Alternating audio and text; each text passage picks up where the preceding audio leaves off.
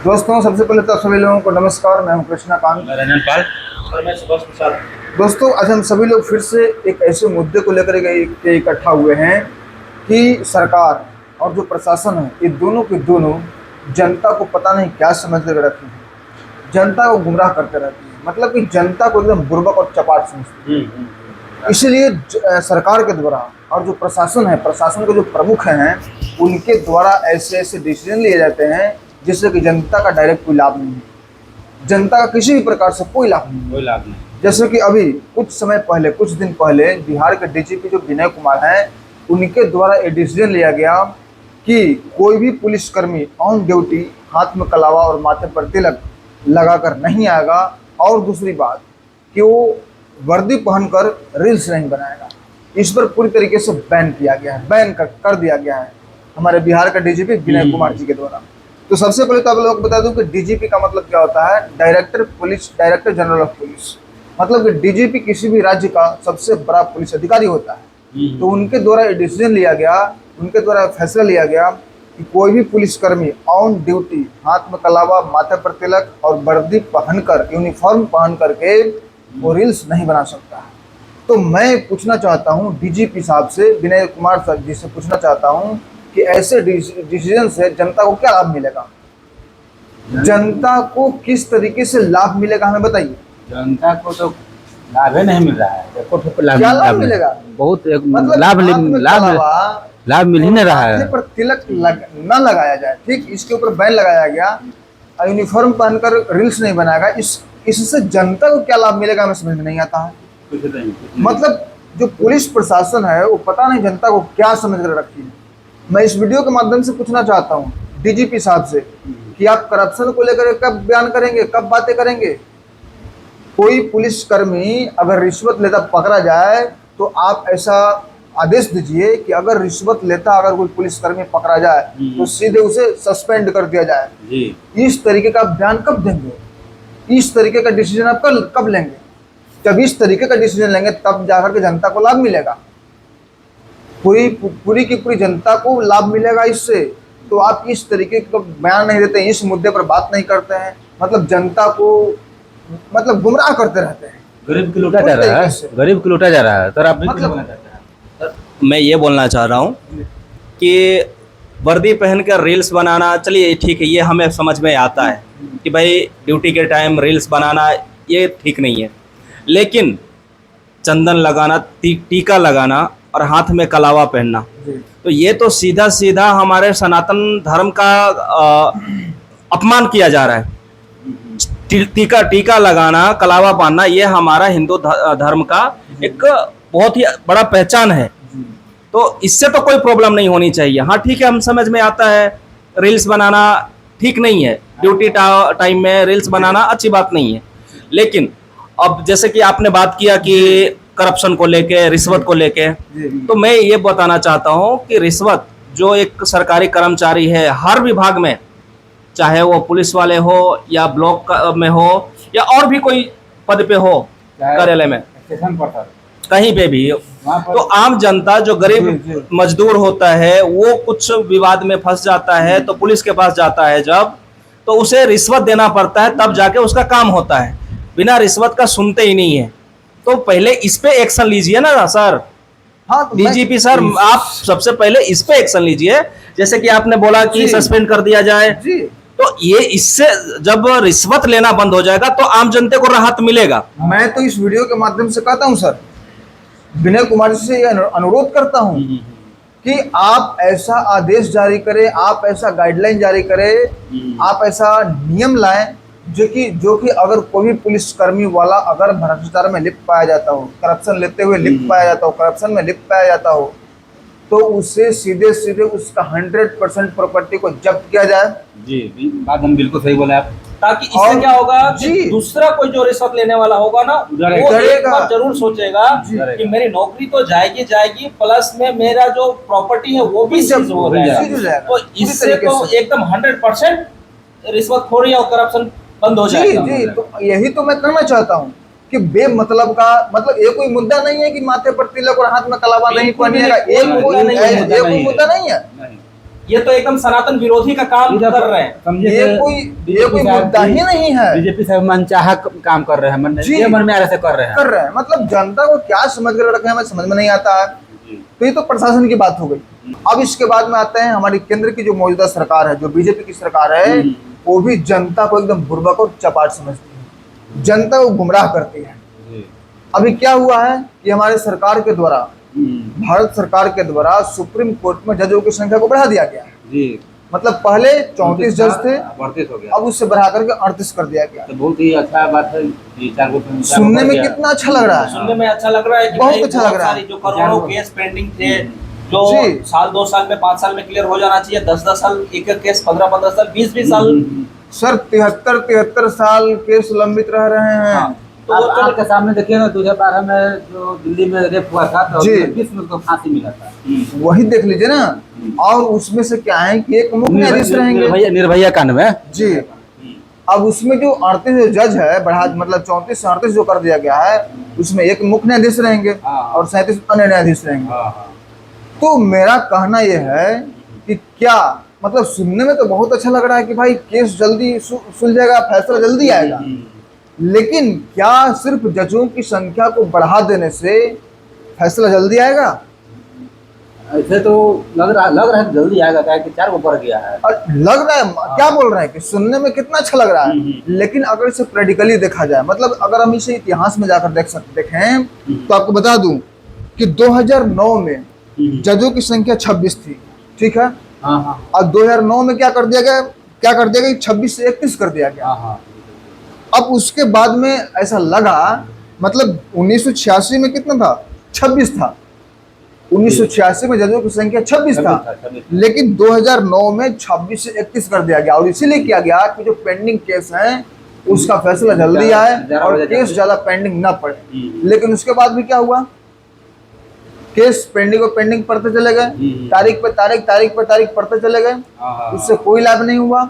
उसके बाद में फिर आगे देख लीजिए कि 2019 में फिर से 31 जो जज थे उसको बढ़ा करके 34 कर दिया गया। और फिर से यही मतलब कहा गया कि भाई जितने भी केस पेंडिंग पड़े हुए हैं उसका फैसला जल्दी आएगा और केस पेंडिंग नहीं पड़ेगा। लेकिन फिर भी क्या हुआ, पेंडिंग रह गया। उसके बाद में 2019 में क्या हुआ कि जो पहले 31 जज थे उसको बढ़ा करके 34 कर दिया गया। लेकिन उसके बावजूद भी आप देख लीजिए, वही बात है जैसे कि पहले 8 गो था। हाँ, 1950 में 8 जज थे। हाँ, तो 1 महीना में काम खत्म होता था। तो उस तरीके से देखा जाए 38 को हो गया था, 1 महीना में काम खत्म हो रहा है, टाइम टेबल फिक्स नहीं हो रहा है। यही मैं कहना चाहता हूँ कि जिस तरीके से सरकार जजों की संख्या को बढ़ा रही है, तो आप देख लीजिए कि 2019 में जो 31 जज थे उसको बढ़ा करके 34 कर दिया गया। लेकिन उसके बावजूद भी आप देख लीजिए कि 73 साल का केस लंबित हैं, पड़े हुए हैं, कहाँ सुनवाई जल्दी आ रही है। और अभी 2026 में क्या किया गया, 34 से 38 कर दिया गया। इससे क्या होगा, इससे फैसला जल्दी नहीं आएगा सर।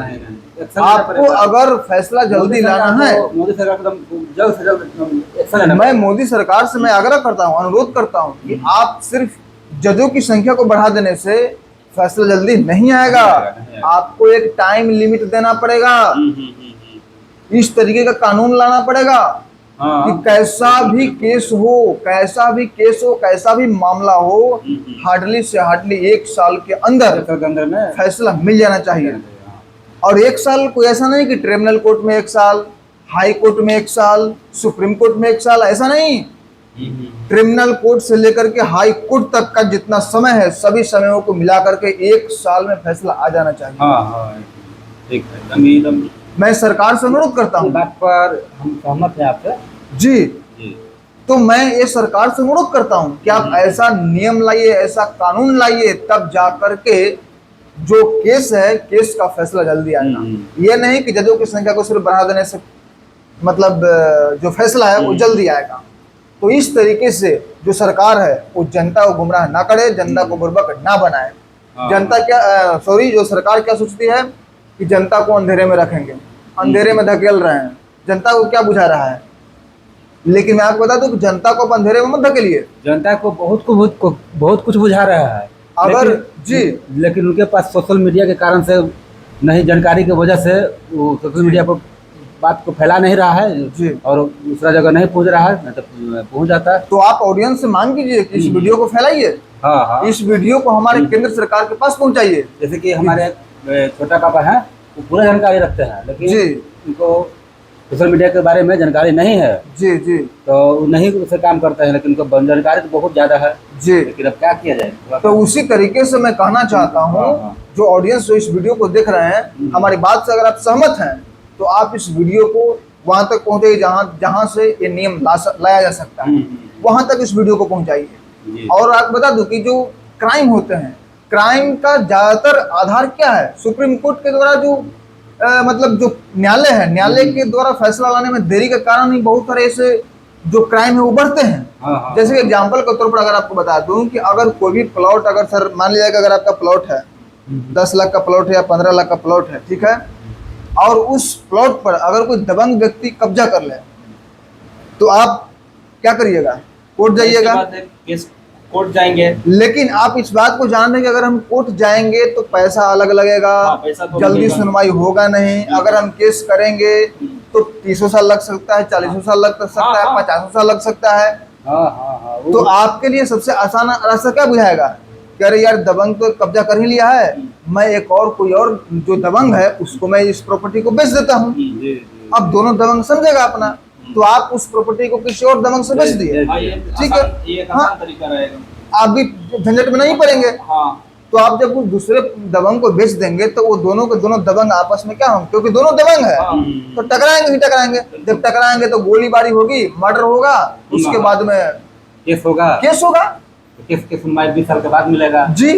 तो इसी तरीके से अगर सुनवाई अगर 1 साल के अंदर में आता तो आप सीधे कोर्ट में जाते। क्यों जाते हैं आप किसी दबंग को बेचने? बिल्कुल भी नहीं, हमें बेचने की जरूरत ही नहीं पड़ेगी। जरूरत ही नहीं पड़ती। जब हमें पता है कि हमारा केस जब 1 साल में हम सॉल्व हो जाएगा, दस्तावेज हमारे नाम से है, तो जायज सी बात है फैसला भी हमारे हक में ही आएगा। जी। और देखा जाए तो गजब, मतलब किस तरीके से सरकार क्या समझती जनता को, एकदम क्या बताएं हम इस वीडियो के माध्यम से, क्या बताएं, पूर्वक और चपाट समझती है। आपकी बात से मैं बिल्कुल सहमत हूँ। जी। ज्यादा क्राइम होने का कारण ये भी है कि जो फैसला देर से सुनाया जाता है, तो लोगों के मन में ऐसा होता है कि मतलब सालों गुजर जाएंगे, फैसला होगा भी कि नहीं होगा, अभी केस ऐसा ही चलता रहेगा। अभी एक कुछ साल पहले की घटना है सर, 73 साल केस लंबित पड़े हुए हैं। अब 73 साल कोई कम समय नहीं होता। एक बच्चा जिंदगी है जी, एक बच्चा जन्म लेता है, जिंदगी है, जवान होता है, बुढ़ापा होता है, मर जाता है, उतना लंबा समय होता है 73 साल। और 50 साल और 40 साल भी कोई कम समय नहीं है। अगर 20 साल का लड़का हो और 50 साल अगर केस चले तो उसका उम्र सीधे 70 पार कर जाएगा, जिंदगी खत्म हो जाएगी केस लड़ते लड़ते। जी। तो ये जिस तरीके से मतलब न्यायालय जो फैसला लाने में देरी करती है, ये भी एक क्राइम का जरिया, मतलब कारण है ये। हाँ, क्राइम बढ़ने का कारण है न्यायालय भी। और देखिए न्याय में देरी अन्याय से कम नहीं होता सर। अब आप कहेंगे कि ये कैसे हो सकता है? न्याय में देरी अन्याय से कम नहीं है। क्यों कम नहीं है? आपको एग्जाम्पल के तौर पर बता रहा हूँ। अभी कुछ समय पहले ही घटना है कि विष्णु तिवारी का नाम आपने सुना होगा, जिसके खिलाफ में एक महिला जो कि फर्जी SC/ST एक्ट लगा देती है। अब SC/ST एक्ट ऐसा है जो कि बिना जांचे बिना परखे सीधे उस व्यक्ति को उठा लिया जाता है, जेल में बंद कर दिया जाता है, और फैसला आता है 20 से 21 साल के बाद, और वो निर्दोष साबित होता है। तो भाई रिजल्ट निकलता है कि हम जी हाँ, तो उस विष्णु तिवारी को न्याय कहाँ मिला सर? उसकी तो पूरी जिंदगी बर्बाद हो गई। बर्बाद हो गई, पूरी की पूरी जवानी जेल में कट गई, और जब बाहर निकला तो पूरा परिजन मतलब बिखर चुके थे। तो बिखर ही जाएगा ना। 20 साल 21 साल कोई कम समय नहीं है। 20 साल में उसकी जिंदगी तबाह हो गई। तो इस तरीके से मैं ये कहना चाहता हूँ कि न्याय में देरी अन्याय से कम नहीं होता। तो सरकार जनता को बुर्बक बनाना बंद करे, और जिस तरीके से प्रशासन मतलब बेफालतू का मुद्दा उठाती है, ऐसे ऐसे आदेश लाती है, ऐसे ऐसे नियम लाती है जिसका एक कोई मतलब उसका ना कोई आधार है, ना कोई सर है, ना कोई पैर है, बेफालतू का। अरे भाई करप्शन को लेकर के बात करो ना आप, इस मुद्दे पर तो बात करोगे नहीं, जिससे कि जनता को लाभ मिल सके, जनता सुख चैन से रह सके, उस मुद्दे पर आप बात करोगे नहीं, बेफालतू का बात करोगे। तो दोस्तों इस वीडियो में जिस तरीके से हमने एनालिसिस किया, जिस तरीके से हमने बताए, आपको कैसा लगा, ये वीडियो कैसा लगा और हमारा विचार कैसा लगा, कमेंट के माध्यम से जरूर बताइएगा। और जिस तरीके से हमने बताया क्या ये होना चाहिए या नहीं होना चाहिए, कमेंट के माध्यम से ये भी बताइएगा। और साथ ही साथ ये भी बताइएगा कि आप हमारे वीडियो को कहाँ से देख रहे हैं। और मैं अनुरोध करता हूँ आपसे मैं अपील करता हूँ कि आप इस वीडियो को शेयर कीजिए, इस वीडियो को वहाँ तक पहुँचाइए, प्रशासन के पास पहुँचाइए, हमारे मोदी सरकार के पास पहुँचाइए, ताकि इसमें बताई गई जो बातें हैं, जिसमें ये वीडियो में जो मेरा विचार है उस विचार पर सोचा जाए और इस तरीके का लाया जाए, इस तरीके का नियम और कानून लाया जाए। और अगर हमारे बताने में अगर जैसे कि जो हमने विचार बताया, जो हमने सुझाव बताया, अगर इस सुझाव में कुछ गलती है तो सरकार इसमें मतलब अपना और कुछ जोड़ करके इस नियम को लाया जाए, ताकि जनता को लाभ हो। जनता को जिस तरीके से सरकार गुमराह कर रही है, मतलब क्या इसको बोला जा सकता है, मतलब जनता को जिस तरीके से अंधेरे में रख रही है, जनता को अंधेरे में रखना बंद करें। तो इस वीडियो को आप वहां तक पहुंचाइए। दोस्तों फिर मिलते हैं किसी एक नए टॉपिक पर अगली वीडियो में। तब तक के लिए जय हिंद, जय भारत।